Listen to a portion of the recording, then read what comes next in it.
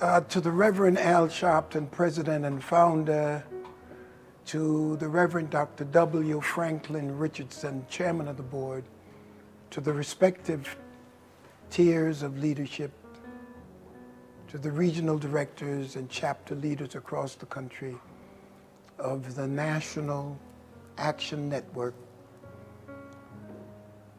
And before I go any further, I'd like to make personal mention of my lifelong friend, the Reverend Jonathan Mosley, the National Action Network Western Regional Director.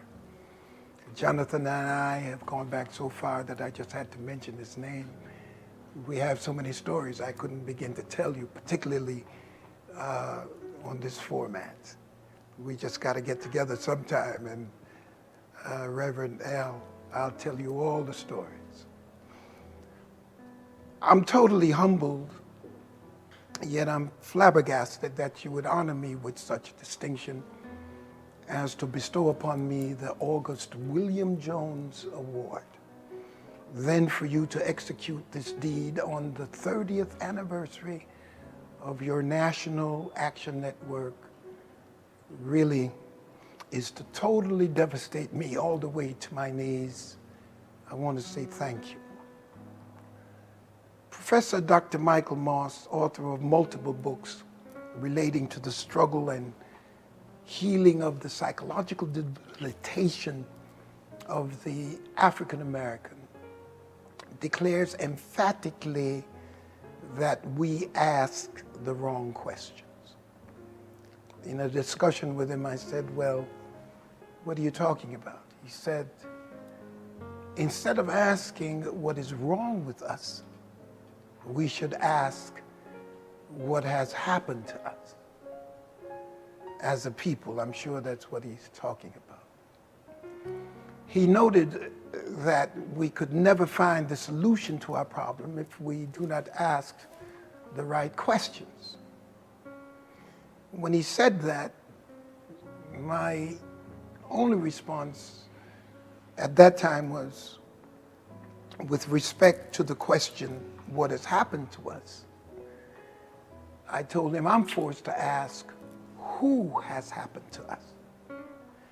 And the only answer I could deduce, and can deduce even till today, is who has happened to us is the white supremacists,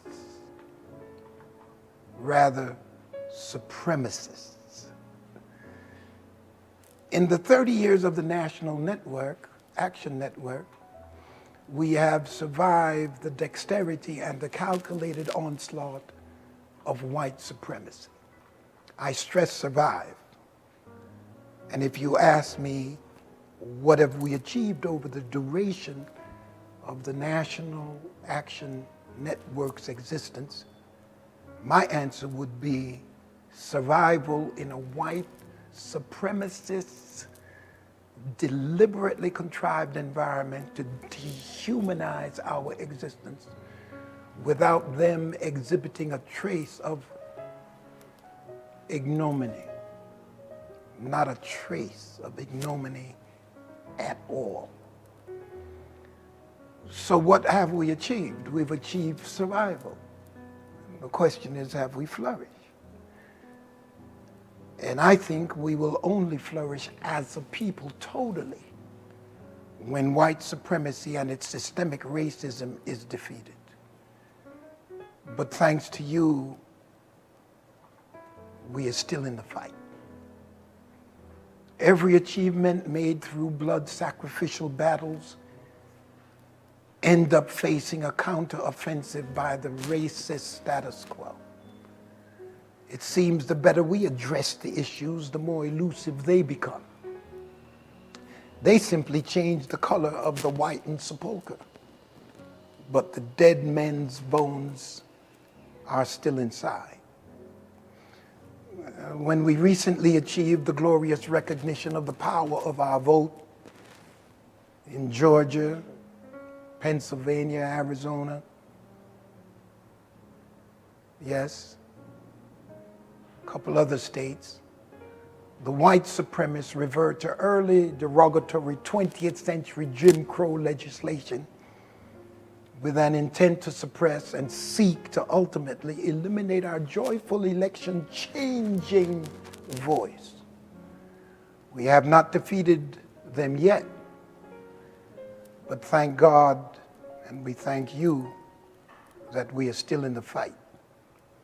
We still have some of our Moseses who have not sold out to the riches of Egypt and are not satisfied with being called the son of Pharaoh's daughter, but are willing rather to suffer reproach with the African American people of God. So we are still in the fight. We have not defeated them yet, but we still have our William Augustus Joneses, theocrats, who have not subjected their theological authenticity and credulity to become minions and sycophants to world system leaders. So we are still in the fight. We have not defeated them yet, but we still have our William Augustus Jones's theocrats who will not devalue their eternal liberation theology preaching for the ephemeral recognition of bigoted hypocrites. Thanks to you, Al, we are still in the fight.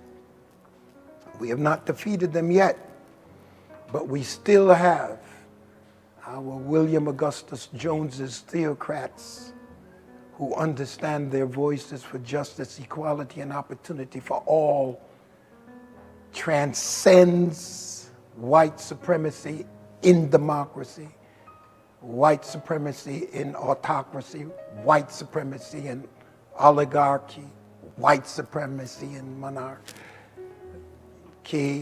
white supremacy in anarchy, white supremacy in socialism and communism.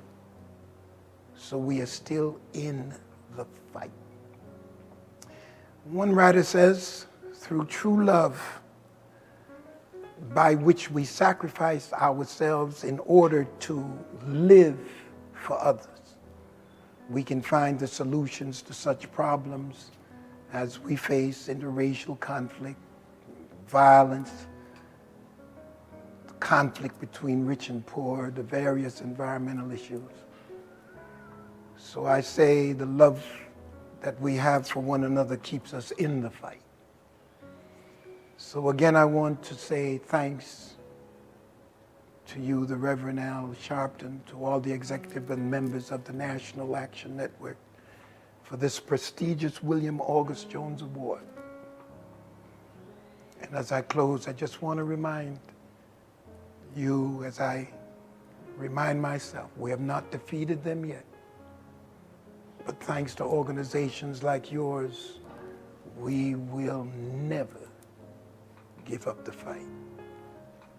God bless America. God bless you. Thank you.